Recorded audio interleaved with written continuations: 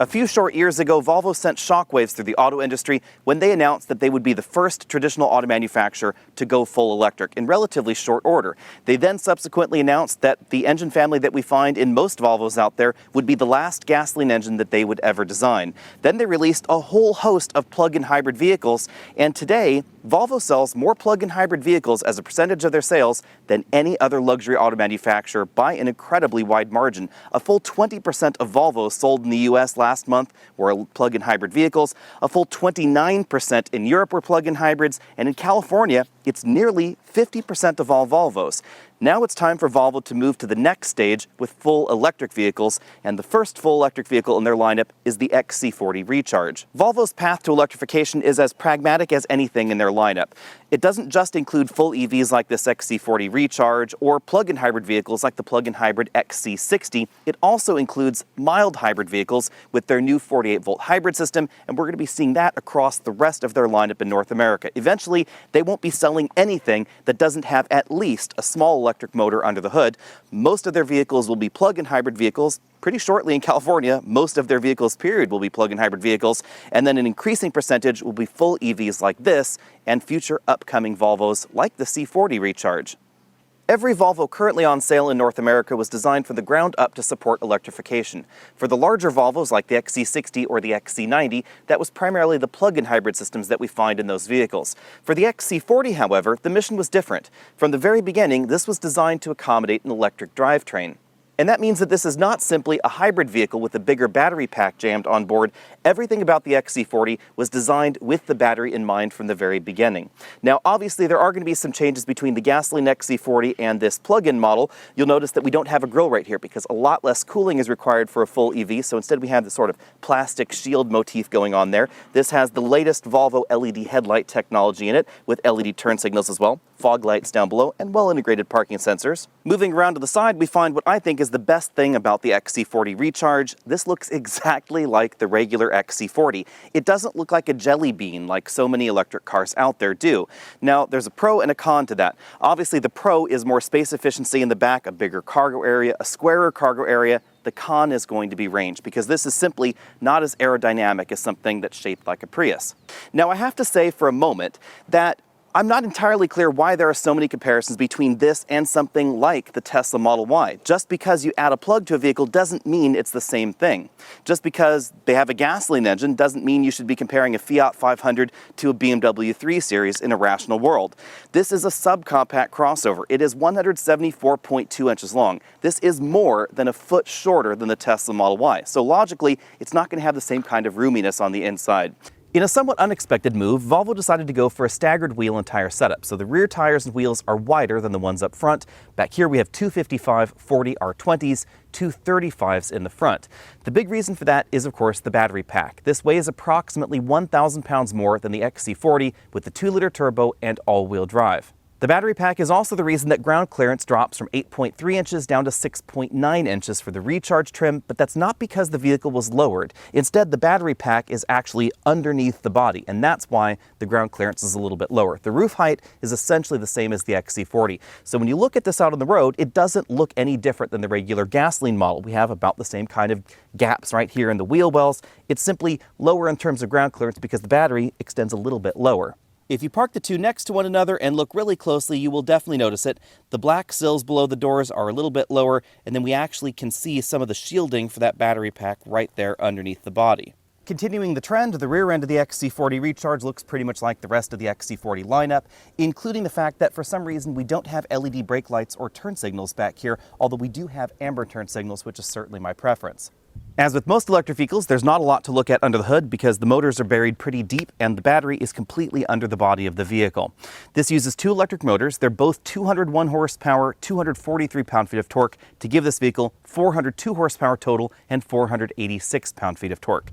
The battery is a 78 kilowatt-hour battery pack. 75 kilowatt-hours of that is usable, giving you an EPA range of 208 miles. Versus the closely related Polestar 2, the XC40 is less aerodynamic. It also has different wheels and tires. So those two things together are the reason this gets approximately 25 miles less range than the Polestar 2.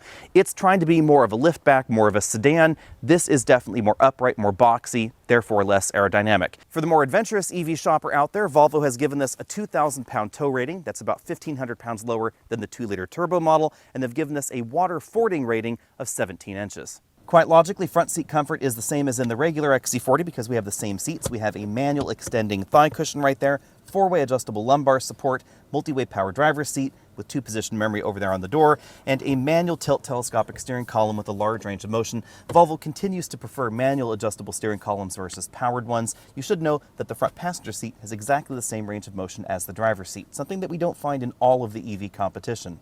Combined legroom comes in at 77 inches. That's pretty similar to the BMW X2 and the Audi Q3. Again, subcompact crossovers. But interestingly enough, this is about 1 inch more than you'll find in the Jaguar I-Pace, which is certainly bigger on the outside than this.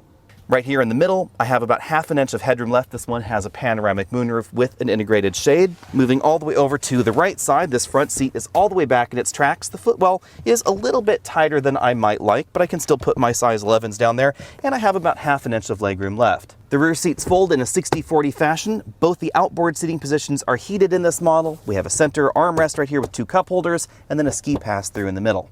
When it comes to cargo capacity, you need to keep in mind that this is a subcompact, not a compact. So logically, the cargo capacity is going to be below something like a Model Y or a Ford Mustang Mach-E. We have 20.4 cubic feet back here, which is good for 4 24-inch roller bags in my roller bag test. We also have an extra 2.2 cubic feet if we lift up the load floor, and then we have 1.1 cubic feet under the hood.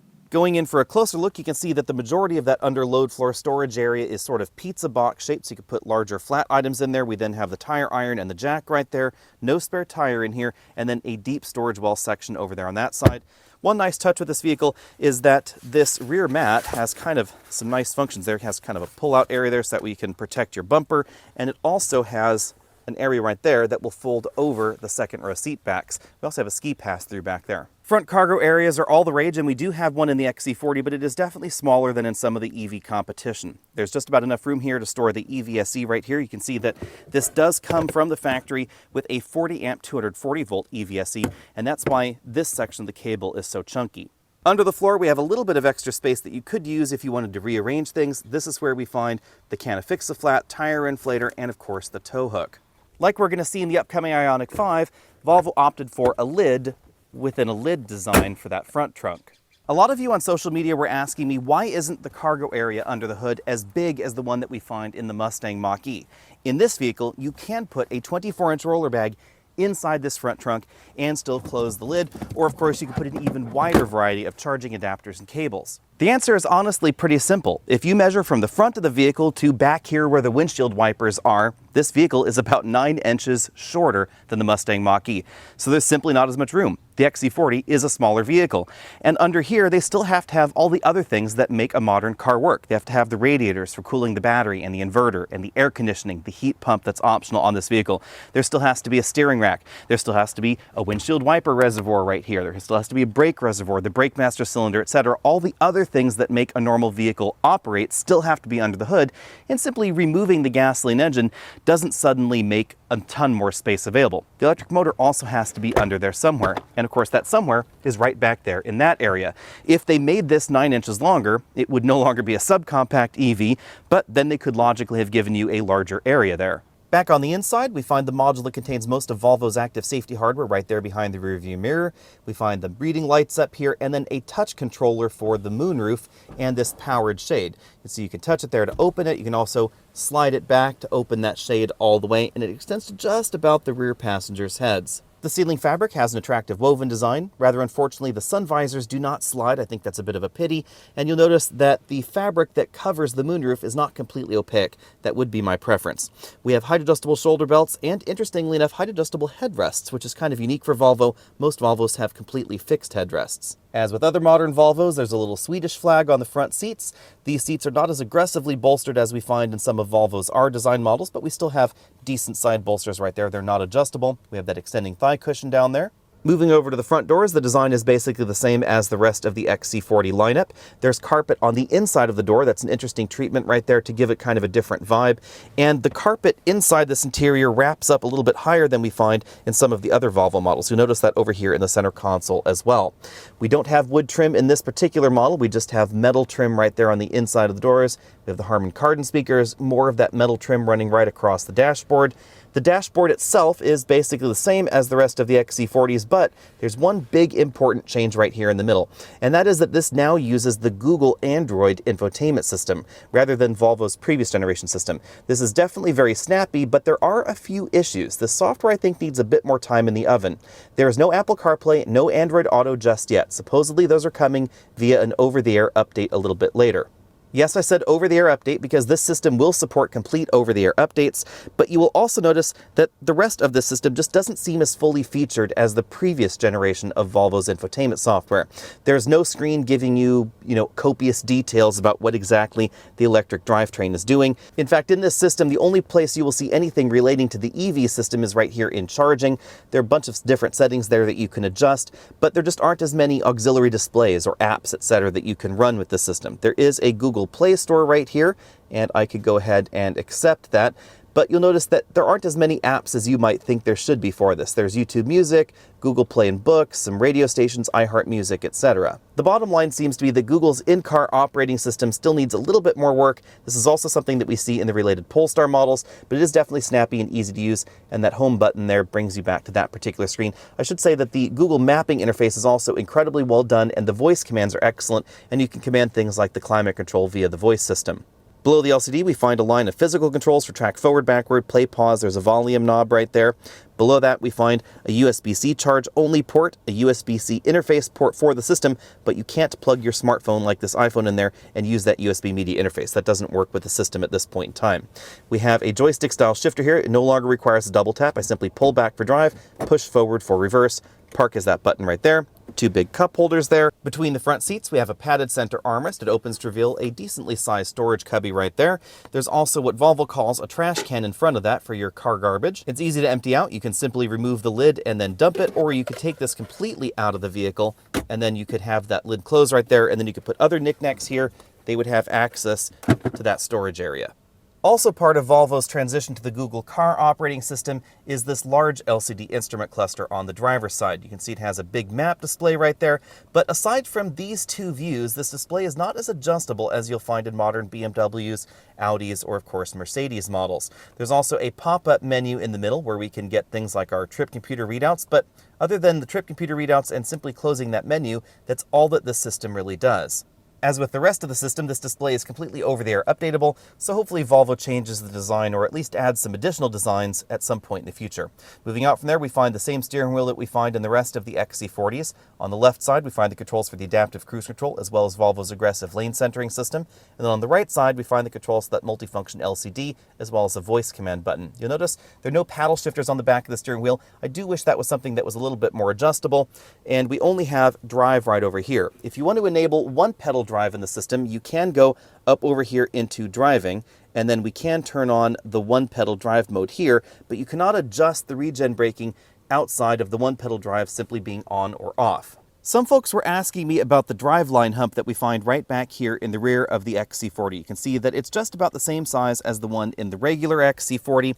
That's due to the positioning of the battery pack, the electrical cables, and how Volvo chose to design the battery pack. The battery in this vehicle is essentially under the front seats, under the back seats in this area of the vehicle, right there in that center tunnel, and then a little bit back here towards the cargo area of the vehicle. This is not a skateboard style battery pack. It sort of is somewhere between a skateboard battery pack and one that is bolted underneath the body. Out on the road, you need to hold on because this will go 0 to 60 in 4.3 seconds. That is just a little bit slower than the Jaguar I-Pace and about 0.3 of a second faster than Volvo's manufacturer claim of 4.6 seconds 0 to 60. There are certainly Tesla models that will go similarly quick 0 to 60 as this Volvo right here, and definitely faster as well depending on the options you select on your Tesla Model Y. But again, the Model Y is not exactly the most direct competitor to this. I think in some ways actually the Jaguar I-Pace is a bit closer. The Jaguar is trying to be a bit more of a conventional crossover that happens to be an EV. It has an available air suspension, it has more ground clearance than we find in this model, but not too much more than we find in the regular XC40. Certain versions of that Jaguar will definitely be more expensive than this XC, however. In my 60-0 braking test, it took 118 feet to stop this vehicle from 60 miles an hour. That is actually 1 foot shorter than the last XC40 that I tested. That was a T5R design. That stopping distance really surprised me because, again, this is about 1,000 pounds heavier. But it does have those 255 with tires in the back, and it does have pretty decent brakes. The regen braking is also something that we need to talk about because, like most EVs out there outside of Teslas, this has a blended braking system. So even when you are not in the one-pedal drive mode and you put your foot on the brake pedal to slow down, the regen is what is stopping you. Unless you're commanding more than about 0.3 Gs, then it will engage the friction brakes. But it is able to stop almost completely just using the regen ability. Things are a bit different if we start talking about Tesla competition, because Tesla does not use a blended braking system.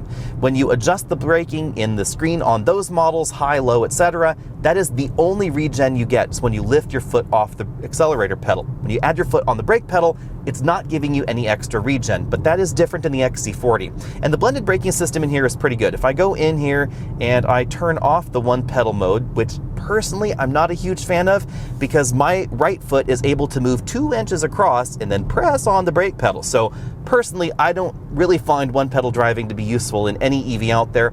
The big reason that Tesla did it is because they don't have a blended braking system. But back to the blended braking on the XC40. If I'm out here and I'm just pressing on the brake pedal really gently and then all of a sudden I transition to a really hard motion, this has a very rapid response. It doesn't feel like some Toyota hybrids or plug-in hybrids where there's this moment of nothingness as it's transitioning from regen to friction braking. Volvo's done a really good job at blending those two things together. As you'd logically expect out of a vehicle that has an extra 1,000 pounds strapped to its belly, this is not going to behave quite like the regular XC40 out on the road, but it is still an awful lot of fun. It's just a little bit different. The weight balance is certainly different. This is a bit more balanced than the turbocharged model because even though this has an extra 1,000 pounds, it's low slung in the vehicle and it's further in the back of the vehicle than in the regular gasoline model. There's an electric motor back there, and of course most of the battery is behind me in this particular design. As far as the fun factor goes, obviously Volvo gave this a whole heap more power than the regular XC40. But they also chose to channel that power a little bit differently than some EV manufacturers. This has identical motors on the front and rear axle, and that's a little bit different in something like the Mustang Mach-E or a Tesla Model Y. Those have more powerful motors on the rear. So those vehicles are capable of giving the vehicle more of a rear power bias deliberately for sportier handling and a different feel out on the road. Now, theoretically, Volvo could choose to just give you 100% power to the rear motor and then send nothing up front, give you a little bit less power, and give you that rear-wheel drive dynamic that some people might be interested in, but they have chosen not to in the software. Instead, if you put this in a corner and you just punch it, you're going to get very balanced power. This feels an awful lot like a decent number of mechanical all-wheel drive systems out there. Out on a rougher road like the one that I'm on here, the XC40 Recharge drives an awful lot like the regular XC40.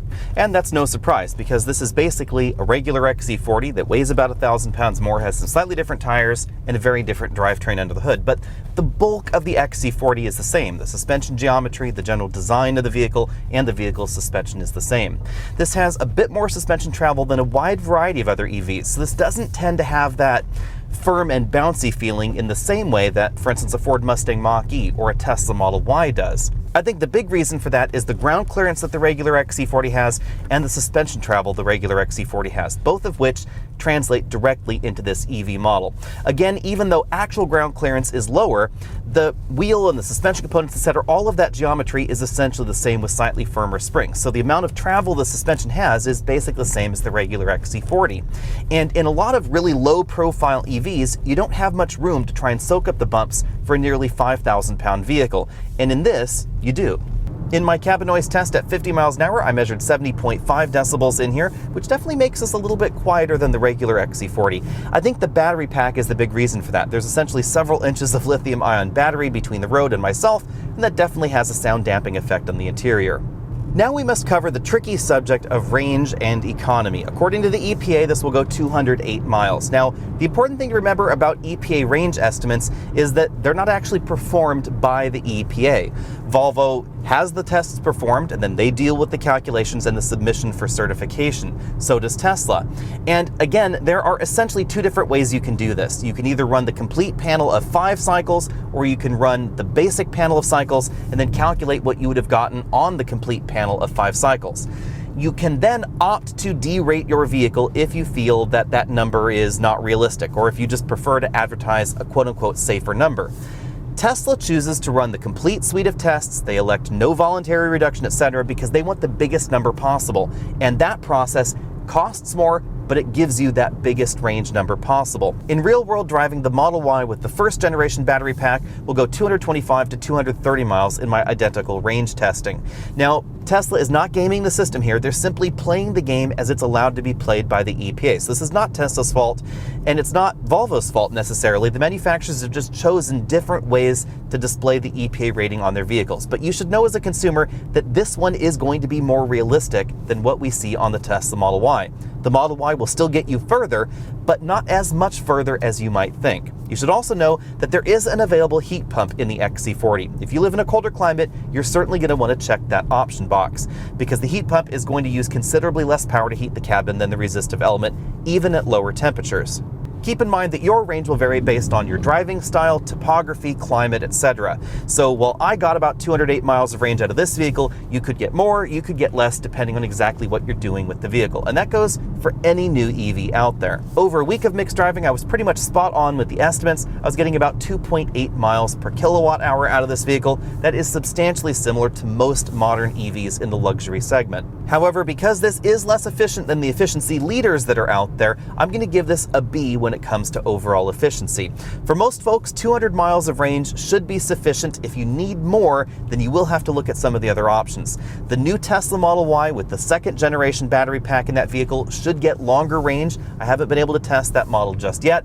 You will get longer range in some other EVs out there like the Jaguar I-Pace. It does have a pretty big battery, thankfully, and even though Jaguar has not revised their EPA estimates, they've made some substantial changes to the software and relative efficiency of the vehicle, so it will get longer range than this. The downside, it will end up costing you a bit more.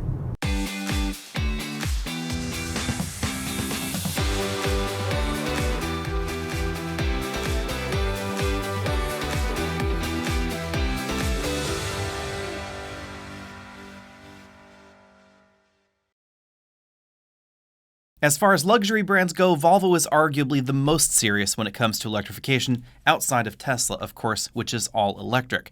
For 2022, pretty much everything in the lineup worldwide is going to be at least a mild hybrid, tons of plug-in hybrids as well. In California, it looks like about 50% or more of all Volvos are sold as plug-in hybrid vehicles. Then we're going to see the oncoming onslaught of full electric vehicles from Volvo, starting with the XC40. But it's important to remember that the XC40 is not going to be the electric option from Volvo. It's going to be one of the electric options from Volvo, and that is key to keep in mind, because at the moment, there are no direct competitors really to the XC40. Remember that this is a subcompact luxury crossover, so regular gasoline competition to the regular XC40 would be the BMW X1, the Mercedes-Benz GLA, the Audi Q3. And that means that this is one size step smaller than something like the Jaguar I-Pace and the Tesla Model Y, which are logically the two most direct competitors at the moment. The Volvo XC40 Recharge starts at $55,300. There are two trims. There's the Plus trim and the Ultimate trim. I would get the Ultimate trim if I were you. That's going to get you the heat pump, adaptive cruise control, the 20-inch wheels, heated rear seats, and the premium audio system. On top of that, you can also add premium paints. Those are extra charge. There's also a styling kit, and if you add everything on top of the vehicle, you could end up at around $62,040. But there is still that full $7,500 federal tax credit, and that would bring that fully loaded XC40 Recharge down to $54,540. To be honest, I think the I-Pace has been judged by my fellow journalists and the automotive public perhaps a little bit too harshly. It's important to remember how novel the I-Pace was when Jaguar started developing it. Because when Jaguar started development on the I-Pace, Tesla had the Roadster, and there were rumblings that the Model S might come about. So that's the world that Jaguar was developing the I-Pace in. The world had not yet seen the Model Y, or the Model 3, or even the Tesla Model X, when development on the I-Pace was beginning. Right about the same time that Jaguar I-Pace sales started in the US, we had the Tesla Model X starting sales as well. But the two vehicles are quite different. Unfortunately, the I-Pace, I think, has always lived in the shadow of that bigger Tesla. They're not direct competitors. The I-Pace is a compact luxury electric crossover. The Model X is a big three-row electric crossover. Jaguar's also had a few stumbles when it comes to range ratings, because Jaguar decided to be very conservative with the rating on the I-Pace, then they've tweaked things and fiddled with things time over time to give it more and more range year on year, but they've never bothered to update the EPA range estimates, and so the sticker still has a fairly low range estimate for the real-world range that we actually get on that I-Pace, which could be about 260 to 270 miles. So in real-world driving, it's actually pretty comparable to the previous battery pack that we found in the Tesla Model Y, even though it came on the scene several years earlier. Now, the I-Pace is definitely going to be more expensive, and the infotainment system, I think, is a little bit too last generation. Again, remember the age of the I-Pace. I hope Jaguar refreshes the infotainment system at some point soon, and honestly, a bit of a price drop wouldn't hurt there either. Now, let's go on to the Model Y, because obviously this is the elephant in the room, the one that everybody is going to be comparing everything to. The Model Y is more expensive. It starts at $54,990 and has no federal tax credit. So most folks in this segment are going to qualify for that full federal tax credit. Obviously, if you don't, then the comparison is going to be different, but most EV shoppers do, and that would make the Volvo about $7,000 less expensive than the Tesla starting. Now, you're not going to get a vehicle that's quite as large or as roomy as the Model Y and the Volvo. We have a smaller front trunk. It's a subcompact vehicle, so we get less legroom, less cargo room than we find in the Tesla Model Y, and depending on the versions that you get, the Model Y could be faster and handle better than the Volvo. It looks like the Volvo will give you slightly better ground clearance than the Model Y, and of course, better build quality inside and outside. Now, to be perfectly honest and to be fair to the Tesla, build quality has never been one of my big bugaboos. I mean, as long as the doors don't fall off or trim parts don't fall off, panel gap alignment has just never been incredibly high on my personal list. Let me know what you think about that down there in the comments section below. We had a long-term Tesla Model 3 here at Alex and Autos a number of months ago. The build quality wasn't exactly perfect, and I wasn't enormously offended by that. For most folks out there, the main difference between these two vehicles is going to be the greater interior size of the Tesla Model Y, the higher sticker price that we find in the Model Y, and the lack of certain features in the Model Y that you do find on the Volvo. But for me, at least, two of those key features are lacking at the moment in the Volvo, which is the promise for satellite radio and the promise for Apple CarPlay and Android Auto at some point in the future. With those two vehicles out of the way, let's move on to the rest of the European competition. I'm going to skip right over Mercedes because the EQC is not going to be sold in the United States at the moment. That brings me along to the Audi Q4 e-tron. This is Audi's smallest electrified vehicle in the United States, and it's going to be very heavily based on the Volkswagen ID.4. It uses the same battery pack. It's likely going to be built in a very similar factory, if not the same factory. Details on that are not overly clear at the moment, but we do know that it's going to use the same battery and the same electric motors. So about 300 horsepower if you choose the dual motor option, but the base version is going to be rear-wheel drive with 201 horsepower. Expect 0 to 60 times to be pretty similar to the ID.4, perhaps a little bit slower than the ID.4 if the Audi ends up weighing a little bit more than the Volkswagen, thanks to the added bells and whistles. Now, speaking of bells and whistles, I have been warned by some folks in the industry that have a little bit of a connection there inside Volkswagen and Audi that we might expect to see actually a little bit less standard equipment in the Audi than we find in the ID.4. So you're definitely going to be paying the extra for the badge on the Audi, and you're going to have to pay perhaps a little bit more than the Volkswagen to comparably equip it to the base ID.4 model. Although Audi has yet to release complete details on their new e-tron, I suspect this is going to be hands down the best luxury EV deal, as long as you don't need the extra power. Again, 201 horsepower, but $43,900, and it's going to qualify for the full federal tax credit. Next up, we have the BMW iX. This is BMW's compact luxury crossover, but they're going in a bit of a different direction than the others because the price tag is a little steep. It's going to start at $83,200, and that's because we're not going to be getting the entry-level versions of the iX. We're only going to be getting the more powerful versions in the United States. The other reason the price tag is higher is because the battery is bigger. BMW is promising us a number of long-range EVs for 2022 and beyond, and the Volvo XC40 is going to be solidly in the 220 to say 240 mile range, depending on exactly how you drive it. So definitely below 250, pretty much right where we're going to see some versions of the Audi Q4 e-tron, and not too far off where we see the Jaguar I-Pace.